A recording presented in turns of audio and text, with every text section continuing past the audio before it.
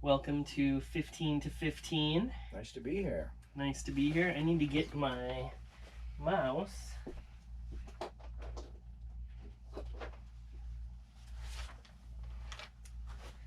And today we're going to be talking about Picasso and children. Whoa. So, children's art is often referenced to Picasso. When people look at Picasso's drawings and paintings, often they think of the statement, "My 5-year-old could do that." I've certainly heard that. And there's a reason for that. And it's a reason why Picasso started using this type of drawing style in the creation of his works. And first, I'd like to look at just a little bit of evolution of children's art itself. Here you can see a cat, which was cut out of a piece of paper done by PIcasso, a young Czech artist. And here she used very symbolic eyes. There's a circle, and then there's a smaller circle with a dot. There's just lines, to indicate the mouth of a cat. But for some reason, they kind of figure out these symbols. This is the idea of whiskers happening here. So while this isn't a realistic drawing of a cat, we still understand this as a cat. Yes. Now, if we look at, on the left here, we have an PIcasso, which is what appears to be a large chicken-like creature, which is wreaking havoc upon a small village here. Oh my God. And we can contrast that with Saturn devouring her children by Goya's. And we can see that, there's all sorts of mythology and a narrative that can be creative, often in children's art. So children's art, there's generally stuff that's happening, right? There's usually not a picture, this is just a picture of my mom or something like that. Kids do that sort of stuff, but generally when they're in their fantasy realm, in their heads, they're creating this other world where there's some sort of action. A narrative. A narrative. And so here we can see this is a tree, this is house, obviously. Yes. I feel like this must be a bird because it has some sort of beak. I think it's a fire-breathing bird. But look at the sky. The whole blue of the entire sky is represented just by that little wisp across the way. So we can look at this yellow. This is a symbol for a sun. This makes complete sense to us as sun. But when we start looking at paintings, we start talking about edges, especially in oil painting, European oil painting. It's all about these subtle edges and nuances of color. So color often doesn't even act like the way it's supposed to. Here we can see the drawing development through the years and how people create artwork. They start off around 2 years old just with these scribbles. And then they go to a circle with legs that represents human. And then generally they create more details. So it's like, here's a shoe, and then I know I have toes, so I'm going to put the toes in. And I have a belly button. I might have a dress that has 2 lines like this. Around my eyes, there's these things called eyebrows and eyelashes and all this sort of stuff. Then we start around 6, we start getting more into like narrative and these types of creation of pieces. Around 8, there's more of this desire for naturalism almost, where they're kind of depicting the natural world. There's usually a lot of things happening in those types of pieces. Then around 10, there becomes a time where people really want to start making stuff look real. So they're probably being told by somebody that you should draw from life. And that's when we start giving these assignments typically. And there's some debate, should we start doing those assignments earlier? Around, what do we have there? 13 or 12 or 13, you can see there's use of perspective. We're kind of bringing in theories of art now. This is how perspective works. We can have a vanishing point and you can use it to create buildings. And so we're using structures and stuff like that to create buildings. And around 14 to 16, a lot of times the drawings get smaller. They kind of go towards the center of the page more. And there's also realism. Making stuff look real is kind of paramount often to this age group. They want stuff that looks really, really real. So here we can see a very early Picasso painting. Here's Picasso in bullfight. This is what he did at age 9 years old. Oh, nice. So here's some pigeons that he's drawing. You can already see the way he's treating these pigeons is not like symbols. Yes. Right? He's kind of making this fat part down here, and even the fat behind the head in this type of area. And you're even close attention paid to the markings, because all these pigeons have different markings. Right. He's not just inventing those. He's probably actually seeing it. Right. And drawing from observation. And so here we see a bullfight that's upside down, but you can also see he's got a real grasp of the figure already. And that bull kind of feels like it could be a Picasso bull already. So there's Picasso at 9. As he gets a little bit older, you can see here he's about 14 years old. I think the date is down here. You mean on the torso thing over here? Yeah, I think he's around 14 years old when he does these. He starts, doing the standard academic way of making paintings, which is to go to an art academy and draw from plaster casts. So often the first year you would just draw white stuff. There's a reason why that sculpture down there is painted white now. A lot of times when you start off, you just paint white stuff on white stuff. So you're drawing white plaster casts. Often you draw for an entire year before you were even allowed to paint. So you would do nothing but charcoal and pencil drawings for a year. And Picasso was, obviously very proficient from a very young age. This figure drawing as well, around 14 years old. You can see how good he was very young. That's why he's considered a prodigy. Here are a couple paintings that he made around 16 years old. This is a communion piece, and this is like some death piece. But I think he was around 16 when he did these paintings. So once again, kind of showing off, doing a lot of this ornamentation up here in this chandelier. As well as, all this undulations and all this fabric, this patterned floor, all this stuff would be very difficult to paint. And Picasso obviously is doing an amazing job from an extremely young age. Now we can look at Manet, who comes around, 1890, I think? Maybe earlier, 40, I think. So we can start thinking about Manet. I don't know where I've lost my notes here. Ooh.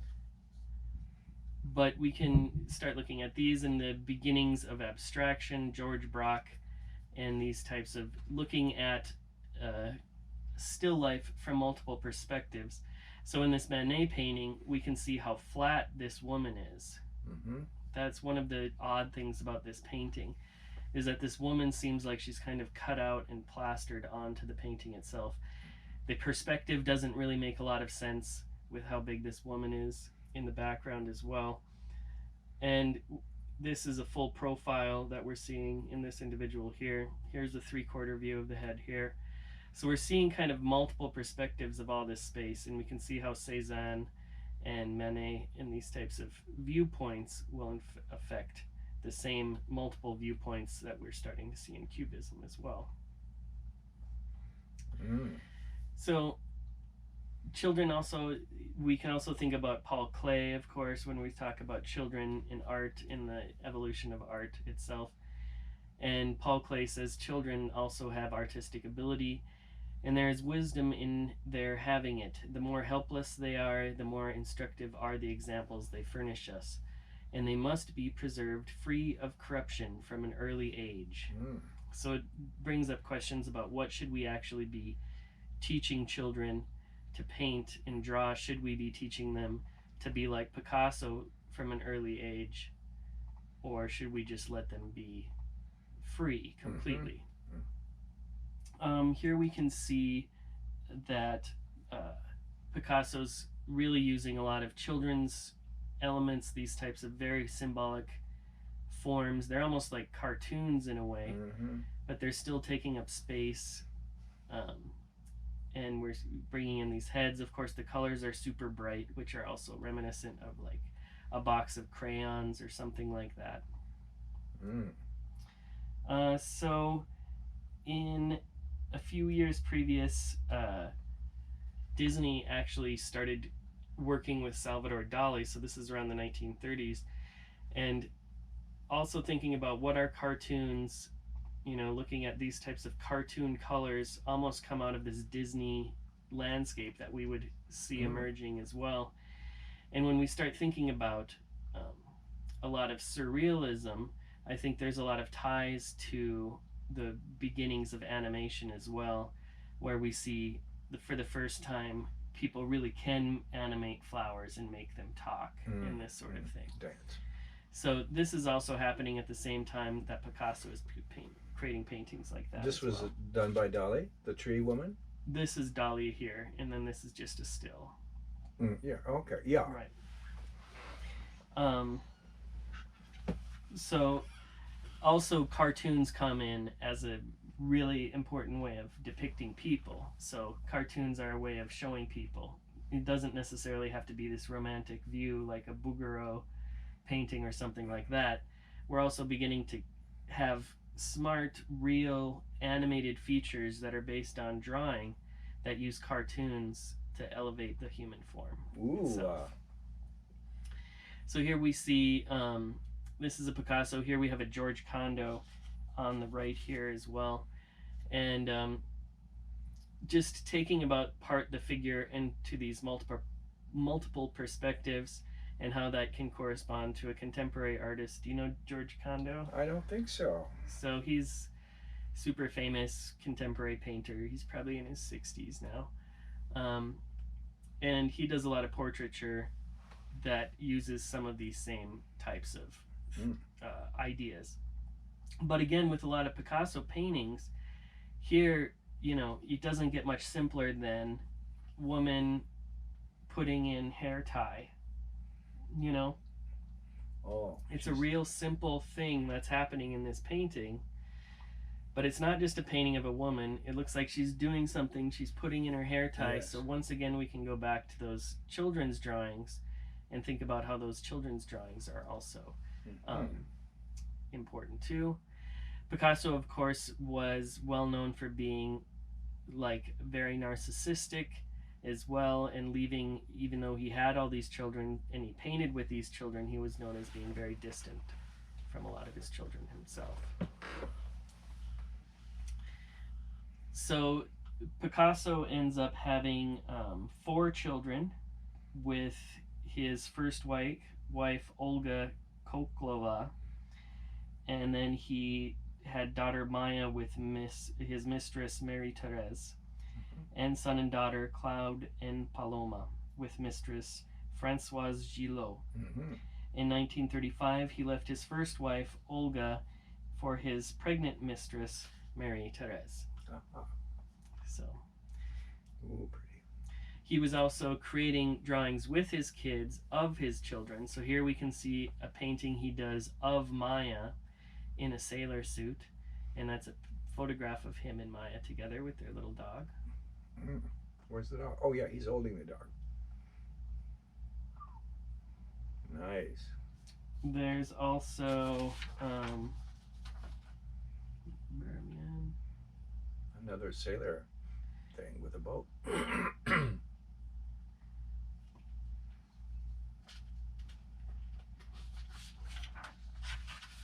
But this is probably, I'm not sure who this is, maybe Paloma. Here's some more photos. Picasso's children.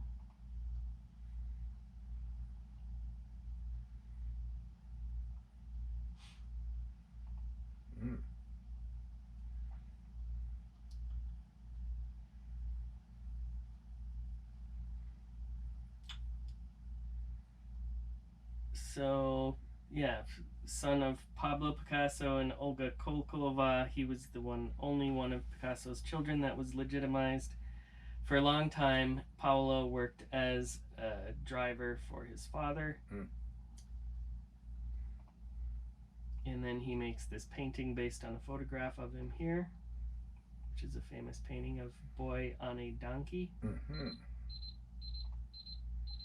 Wow.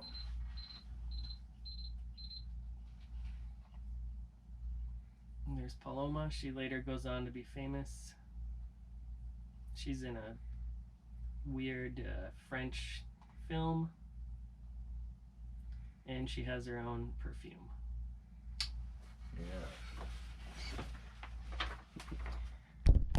Let's get some. Sale price $26.57.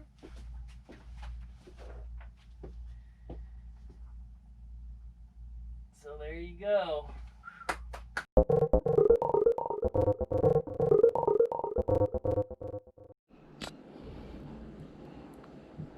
Okay. Hello, welcome to 15.2.15, and today we're continuing our discussion, exploration of tonality. And one of the little themes that I've kind of brought up is that even though there is a scientific, technical, mathematical side to this system and to Western classical music, it also we have to deal with the fact that there is an emotional aspect to the sound, regardless of what it's called as a dominant, sub-seventh, augmented third or fourth. And I have this music theory book that's filled with these kinds of what look like technical things. You can see that. A scientific, mathematical side to music, right? Okay. Okay. But I'm also make the point that theory is really just the analysis and study of the way these 12 tones work. That's it. It's just a little world, actually. And I'm going to start again with the fact that musical chords in this system create a emotional impact, and that would be some kind of a nervous impact in the nervous system. And so I'm going to play very nicely. This is a chord, and then pretty soon I'm going to shift it to the minor, and we'll feel it. Can you feel that?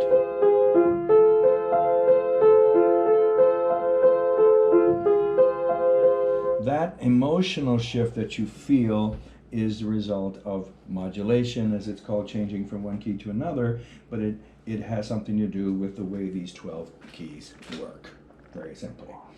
Now, and we'll do a little review, in this system there are two big blocks, major, minor, and there are 12 major scales because there are 12 notes, keys, and there are 12 minor, which means that together there'd be 24 keys, right?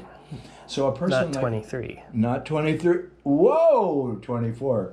That is correct. So that is why in around 1715, Johann Sebastian Bach writes a group of keyboard pieces called preludes and fugues, and each one is in a different one of those keys. The first one is in the key of C major. The second one is going to be in the key of C minor, number 2. And we notice that the first one started with the major C chord, and then it modulated. Now watch what he does, and he is now in C minor.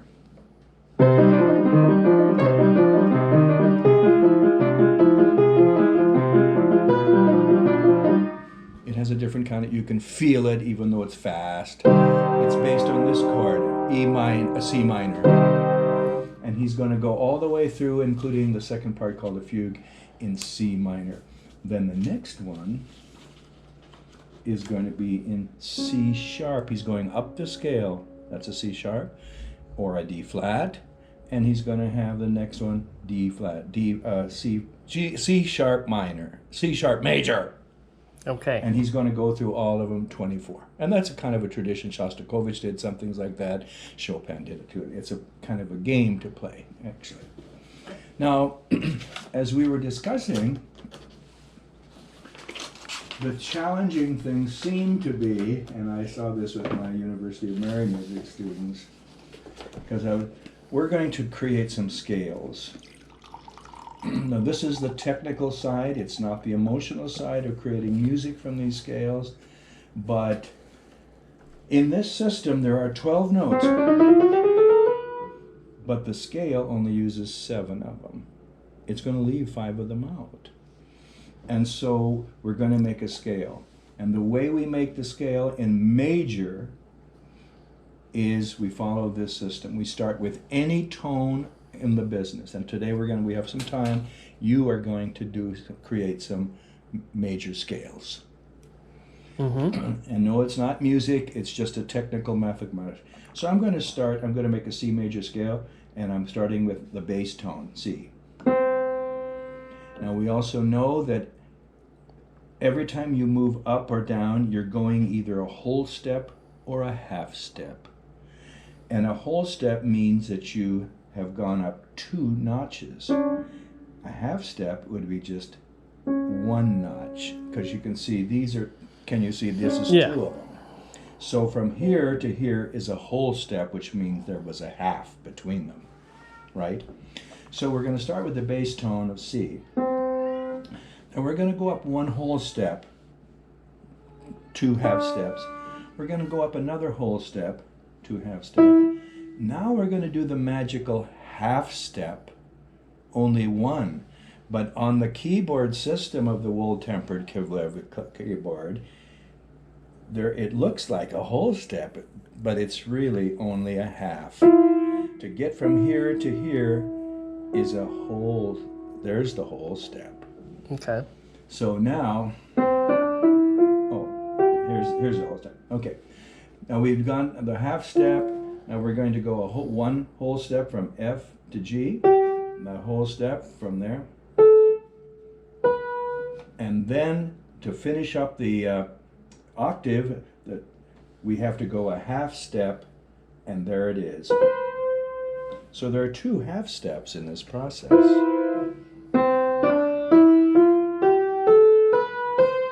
Only 7 of the notes have been used. 5 of them were ignored at all. So if I play Twinkle Twinkle Little Star, I'm playing it in C major. I'm only using 7 of the notes.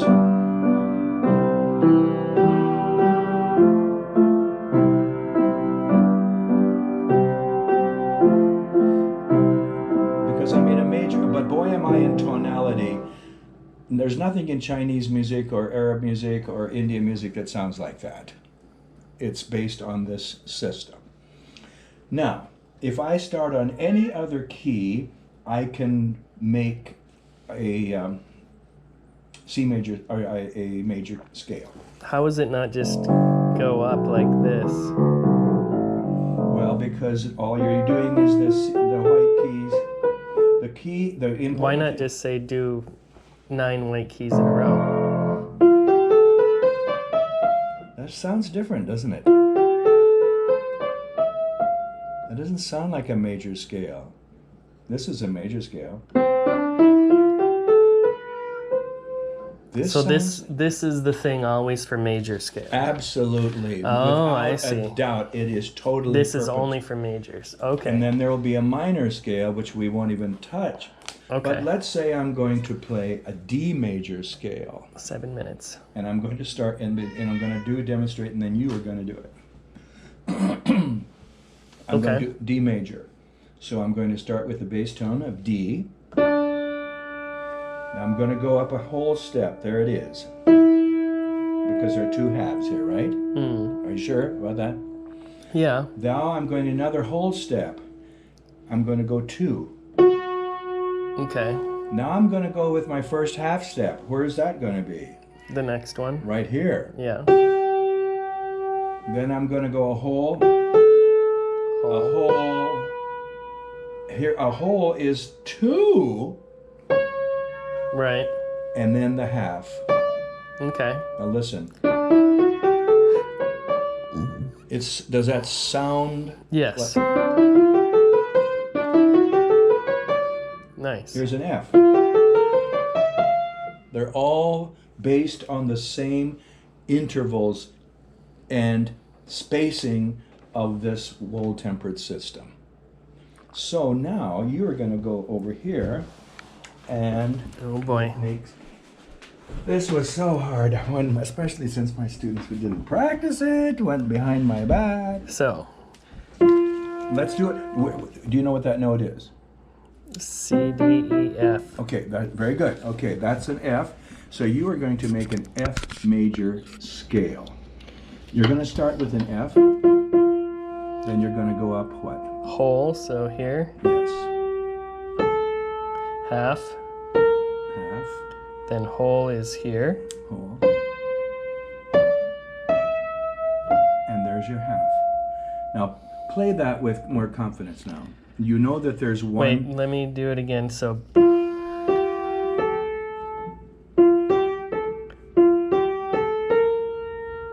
Right? Mm-hmm. Then here. Yes. I can't do it back, but. Now, let me ask you this. Very good. At what point did you did two half steps, which is typical of the C? They were No, wait. No. No, wait. Whoa. Base, whole, half.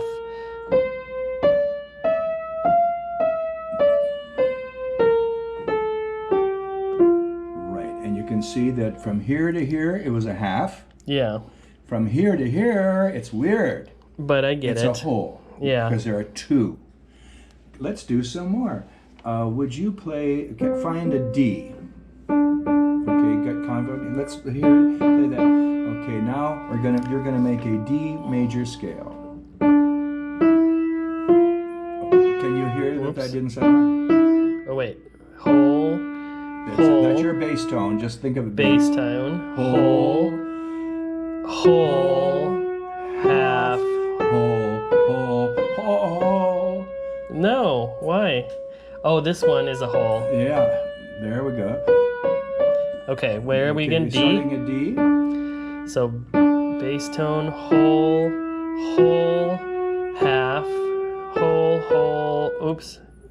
Wait, shit. That's right. That's good. Bass tone, whole, half, whole, half. Can you play that with more confidence and don't worry about whole. And starting with D.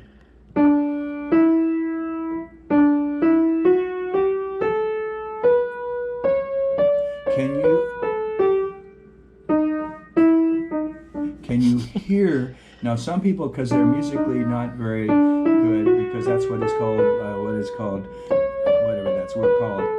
They can't. You can hear when it's right, yeah. Can't you? I'm going to play the D major scale. Wait, hold on.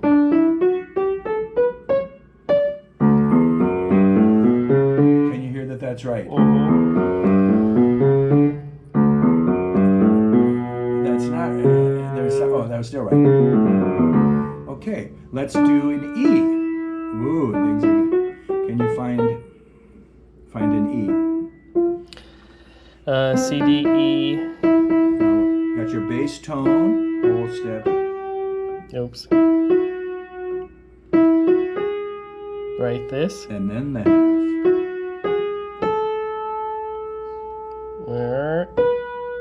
Whole. No, whole Oops. again. Wait, here? There we go. And then half. End it half. Do you see that you were up on these black notes and now it was getting problematic? So that was here, D or E. That's your bass tone. Half. So wait.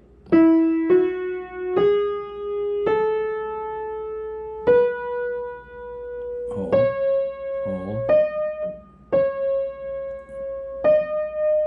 Half. Ooh. So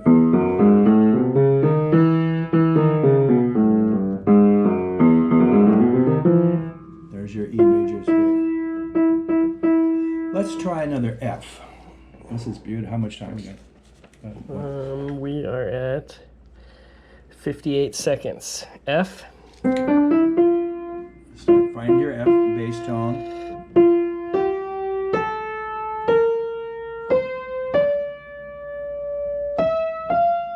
Very good. So. Half.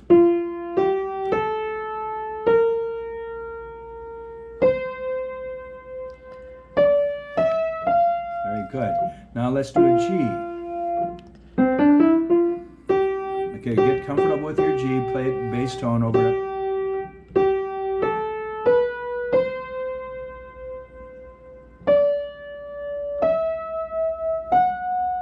Wow, that's surprising.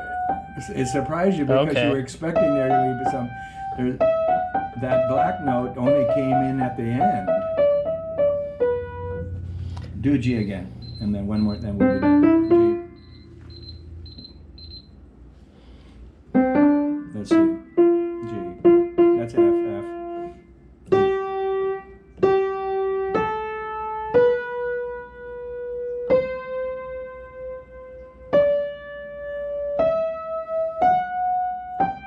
Very good. There are how many half steps in the major scale? 12. Half steps. 2. You're right, and those are right. They're always in exactly the same place. So let me say we're done, but I'm going to do one little demonstration. There's a reason why I can take a simple tune like Twinkle Twinkle.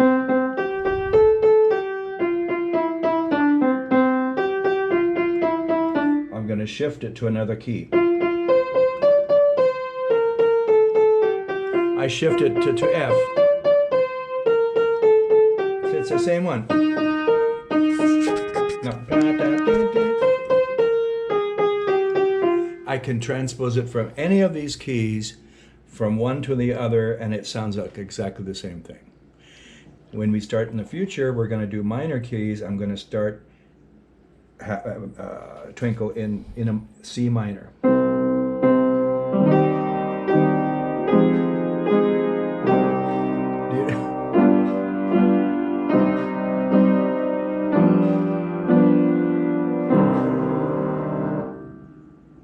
You hear that? Is that cool? Thank you.